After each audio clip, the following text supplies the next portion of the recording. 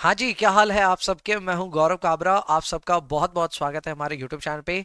एक बहुत ही काम का वीडियो है, छोटा वीडियो होगा लेकिन बहुत काम का है। खुद भी देखिए, दोस्तों को भी शेयर कीजिए। वाई? बिकॉज थोड़ी सी यहाँ पे इंस्टीट्यूट की पढ़ाई करने का मन कर रहा है और थोड़ी खुद की पीठ थपथपाने का मन कर रहा है। तो आइए उन सारी चीज़ों को साथ में रखते हुए इस वीडियो की शुरुआत करते हैं। सबसे पहले तो CMA इंस्टीट्यूट को भाई लख लख बधाइयाँ, और एट द सेम टाइम गजब का सल्यूट, 100 तोपों की सलामी। सर क्यों? इसलिए कि सजेस्टेड आंसर्स क्या स्पीड में डाल रहे हो साहब आप। ऑलरेडी आज 7 अगस्त को इंस्टीट्यूट ने काफी सारे पेपर्स के सजेस्टेड आंसर डाल दिए। ग्रुप 2 अभी बाकी है, लेकिन स्टिल यार they have uploaded so many suggested answers. और ये तो सपने में भी नहीं सोचा था कि रिजल्ट आएगा और रिजल्ट आते ही ये इस काम में लग जाएंगे। सो पहला तो बहुत बहुत शाबाशी भाई इंस्टीट्यूट में जो भी ये काम कर रहा है। बहुत तारीफ बनती है इस बात की। CMA इंस्टीट्यूट को लेकर के बहुत गलियाया जाता है ना, तो भाई अब CMA इंस्टीट्यूट जब अच्छा काम कर रहा है, तारीफ करो सब मिल करके। कमेंट में पहले तारीफ चालू करो CMA इंस्टीट्यूट की। अब बात करते हैं अपने आज के इस वीडियो के उपलक्ष्य की। आज के इस वीडियो में I am basically trying to tell you कि मैंने सजेस्टेड आंसर जो पूरा वीडियो बना के डाला था, आपने शायद देखा होगा। उस वीडियो में एक आधा जो गलतियां थी उन गलतियों को सामने रखेंगे, बाद बाकी सारे आंसर्स करेक्ट थे तो उनको हम रिव्यू करेंगे। तो बैकग्राउंड ये है कि आपका जून 26 का जब एग्जाम हुआ था तो वो डेट थी 17 जून, शाम को 5 बजे खत्म हुआ होगा आपका पेपर। 19 जून को मैंने यूट्यूब पे पूरा सजेस्टेड आंसर का वीडियो डाला था। I am not really sure, मैं वेरीफाई तो नहीं किया, बट मेरे हिसाब से it was the first suggested answer video that was available on YouTube. उससे पहले कॉस्ट अकाउंटिंग का कोई सजेस्टेड आंसर का वीडियो शायद नहीं हुआ होगा। कोई एक आधा टीचर्स ने डाला होगा, बट मेजरली मुझे लगता है सबसे अर्लीस्ट मैंने डालने की चेष्टा की थी। पेपर 19 17 को खत्म हुआ, 19 को आपका सजेस्टेड आंसर आया था। एंड आज जब इंस्टीट्यूट का सजेस्टेड आंसर आ गया है तो एक बार मैच करा देता हूं कि किधर अपने गलत या किधर इंस्टीट्यूट गलत, उसकी बात आपके सामने रखते हैं। छोटा सा वीडियो है, हर किसी ने जो एग्जाम दिया था इसको उसको देखना चाहिए, ताकि उसको पता चले कि इंस्टीट्यूट कितना गजब डेवलप हुआ है और कहाँ कहाँ इंस्टीट्यूट के सजेस्टेड आंसर में आई एम ऑल्सो मेस्मराइज्ड कि भाई गजब काम कर रहे हैं ये। एक बात बता दूं आपको पहले ही, ये आजकल ऑल्टरनेटिव आंसर्स देने लगे हैं। ये CA के एग्जाम्स में होता था ऑल्टरनेटिव आंसर्स देना, ये लोग भी देने लगे हैं, विच सरप्राइजेस मी कि काफी अच्छी बात है कि ये लोग ऑल्टरनेटिव आंसर्स दे रहे हैं। तो पहला तो बहुत तारीफ बनती है इनकी। अब आइए एक बार अपने मैच कर लेते हैं विद अवर सजेस्टेड आंसर्स। तो सबसे पहले ये रहा अपना सजेस्टेड आंसर जो आपके सामने है, ये मैंने दिखा भी दिया था आपको। MCQs ऑब्वियसली सारे ही करेक्ट थे, तो 30 आउट ऑफ 30 था। इसके बाद में question number 2A exactly match हो गया है विद इंस्टीट्यूट आंसर। तो अगर आपने वो वीडियो मेरा देखा होगा तो उस पर 2A एग्जैक्ट मैच होता है, 7 आउट ऑफ 7। 2B भी एग्जैक्ट मैच होता है सारे रिजल्ट्स के साथ में, इसमें भी 7 आउट ऑफ 7। पर जो डिस्कस करने वाला क्वेश्चन था वो था क्वेश्चन नंबर 3A। 3A में मैंने बोला था भाई एरर स्पॉटेड है, यानी गलती है। वो गलती क्या थी कि मेरे हिसाब से यहाँ पे ओवर एब्जॉर्प्शन आ रहा था, और सवाल में इंस्टीट्यूट ने खुद मेंशन किया था अंडर एब्जॉर्प्शन को तुम कैसे ट्रीट करोगे। तो क्या सवाल गलत था इंस्टीट्यूट का? 100% गलत था। सवाल गलत था क्योंकि उन्होंने अंडर एब्जॉर्प्शन बोल करके सवाल में इंट्रोड्यूस किया था, टर्म यूज किया हुआ है अंडर एब्जॉर्प्शन। सवाल में आया ओवर एब्जॉर्प्शन। नाउ बहुत कम शायद स्टूडेंट्स लोग को ये पता होगा कि ओवर एब्जॉर्प्शन भी वैसे ही ट्रीट होता है जैसे अंडर एब्जॉर्प्शन ट्रीट होता है, यानी सप्लीमेंट्री रेट बनती है, वैसे ही आपके खर्चे ऐड नहीं होकर के माइनस होते हैं from your cost of sales, from your finish goods वगैरह वगैरह, सब सेम होता है।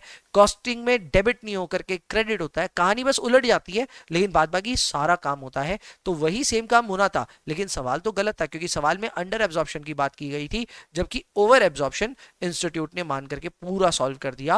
तो इस पे क्या मार्क्स मिलने चाहिए स्टूडेंट को? मेरे हिसाब से मिलने ही चाहिए, पर इंस्टीट्यूट देगा नहीं। मैंने यहाँ पे ओवर एब्जॉर्ब तक निकाल दिया था। ओवर एब्जॉर्प्शन के बाद मैंने यही कमेंट किया था कि ये सवाल में अंडर एब्जॉर्प्शन पूछा है लेकिन सॉल्व किया, मतलब रिजल्ट आ रहा है ओवर एब्जॉर्प्शन, तो मैं इसके आगे किया नहीं था काम। आइडियली इंस्टीट्यूट ने क्या किया है, यहाँ पे सप्लीमेंट्री रेट भी कैलकुलेट किया है, एंड फिर उसके बाद cost of sales, finish goods और कॉस्टिंग PL में ट्रांसफर भी किया है जो ये अमाउंट है उसको। तो ये भैया थोड़ा सा element of I would say error तो है। इस पे इंस्टीट्यूट को मार्क्स हर किसी को देना चाहिए था कॉस्टिंग में, एंड जिस हिसाब से सजेस्टेड आंसर बाहर आए हैं मुझे ऐसा लगता है शायद मार्क्स नहीं मिलेंगे, क्योंकि इंस्टीट्यूट ये उम्मीद कर रहा होगा कि ओवर आया तो क्या हुआ भाई, तुमको आगे बढ़ के सॉल्व करना चाहिए था। तो यहां तक कि अगर किसी ने सॉल्व किया होगा तो उसको 3 मार्क्स या 4 मार्क्स मिलेंगे out of 7, but 7 out of 7 तो नहीं मिलेगा।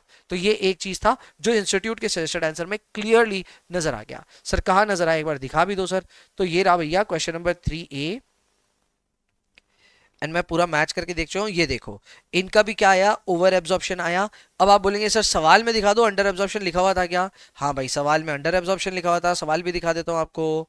क्वेश्चन नंबर 3A, ये देखो क्वेश्चन नंबर 3A, यहाँ पे अंडर एब्जॉर्ब्ड की बात लिखी, तो सारा सारा आपके सामने रख दिया। ये अंडर एब्जॉर्प्शन यहाँ लिखा है और उसके बाद इन्होंने यहाँ ओवर एब्जॉर्प्शन निकाला है, करेक्ट। एंड ओवर एब्जॉर्प्शन निकाल करके इन्होंने ओवर एब्जॉर्प्शन को ही ट्रीट किया है, तो क्या ये करेक्ट है? नहीं, आइडियली इनकरेक्ट है। इंस्टीट्यूट के क्वेश्चन और आंसर में मैच नहीं कर रहा है, बट इंस्टीट्यूट ने पूरा करने पे ही सॉल्व किया होगा। तो बेसिकली यहां तक अगर आपने सॉल्व किया मेरे जैसे, तो आपको 3 मार्क्स मिल जाएंगे, बाकी चीज आपने करा होगा तो 4 मार्क्स और मिल जाएगा। तो मेरे हिसाब से कंप्लीट किया होगा कईयों ने छोड़ ही दिया होगा। तो जो भी है पेज तो है क्वेश्चन नंबर 3A को लेकर के। आगे बढ़ते हैं भाई। 3A के बाद में सर नेक्स्ट क्या था? नेक्स्ट था 3B। सारी जर्नल एंट्रीज अपनी करेक्ट है, इंस्टीट्यूट ने नरेशन नहीं मांगे थे, हमने दिए भी नहीं, मैच हो गया। और इंस्टीट्यूट सजेस्टेड आंसर में भी नरेशन की डिमांड नहीं कर रहा है, सो गुड थिंग, 7/7 मिलना चाहिए इस चीज के लिए।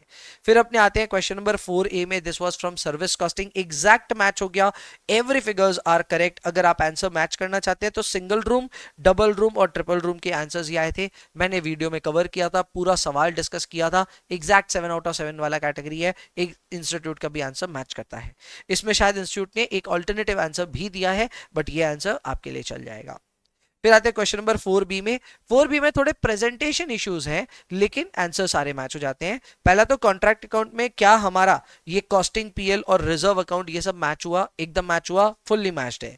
फिर उसके बाद में यहाँ पे अपने कॉन्ट्रैक्ट अकाउंट जो सेकंड ईयर का बनाया उसका भी कॉस्टिंग, पीएल एग्जैक्ट मैच हो गया, यहाँ पे भी दिक्कत नहीं है। हालांकि इंस्टीट्यूट ने जो ये कॉन्ट्रैक्ट अकाउंट बनाया इसमें यहाँ पे वर्क सर्टिफाइड के जगह इंस्टीट्यूट ने सारा का सारा कॉन्ट्रैक्टी अकाउंट में डाला, which I think is not wrong. Approach है, सब लेजर कैसे आप बनाते हैं उसके ऊपर में है, बट कॉन्ट्रैक्टी अकाउंट में ये ट्रांसफर किया, एक्सेप्टेबल है, कोई दिक्कत नहीं है। हमारा वर्क सर्टिफाइड अगर लिखा हुआ है तो क्या इस पे नंबर कट सकते हैं?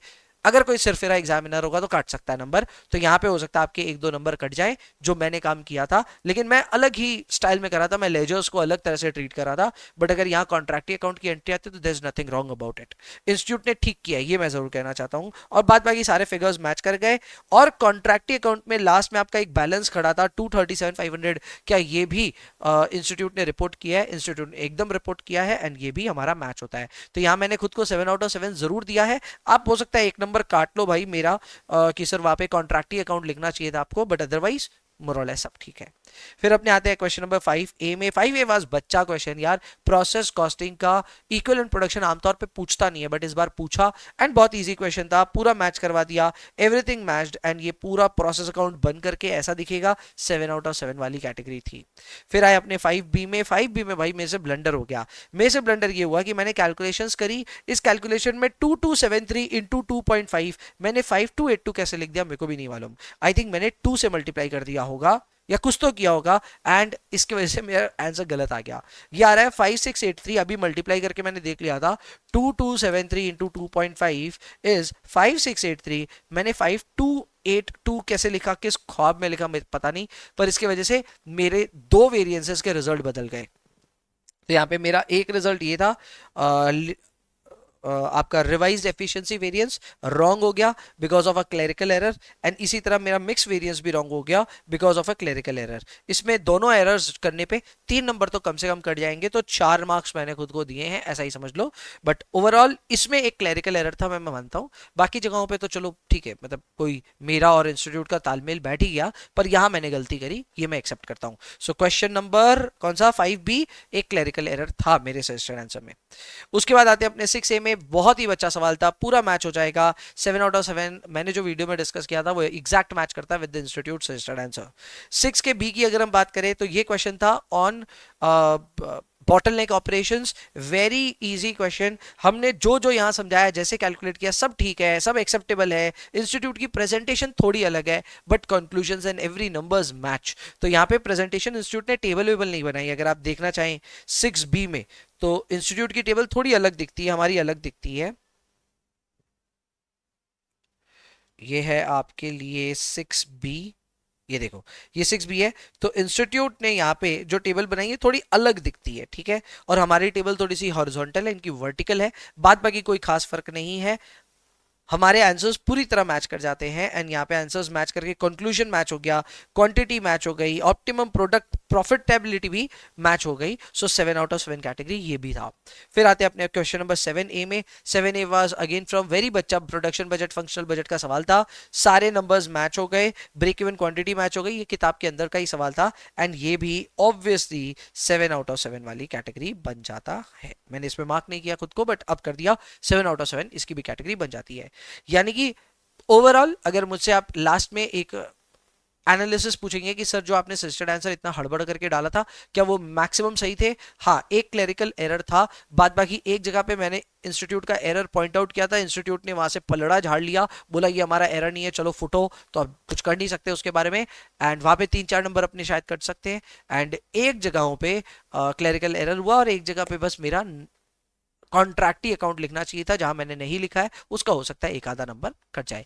बाद बाकी पूरा सजेस्टेड आंसर का वीडियो अभी डिस्क्रिप्शन में मैं लिंक पे भी डाल दूंगा, आप जाकर के वो पूरा देख सकते हैं। जिनको भी प्रिपेयर करना है फॉर दिसंबर एग्जाम्स, भाई साहब सजेस्टेड आंसर जून 26 का पूरा डाला हुआ था एंड वो आप अभी भी रिव्यू कर सकते हैं। और अब तो इंस्टीट्यूट का भी सजेस्टेड आंसर्स आ चुका है तो आप वो भी डाउनलोड करके देख सकते हैं। सो ये था about my comparison of suggested answers with the institute one. Overall अच्छा हमारा सजेस्टेड आंसर बना and I am happy that हम इतने दूर तक पहुंच पाए। चलो अभी के लिए इतना ही रखते हैं, I will see you in the next one, bye bye.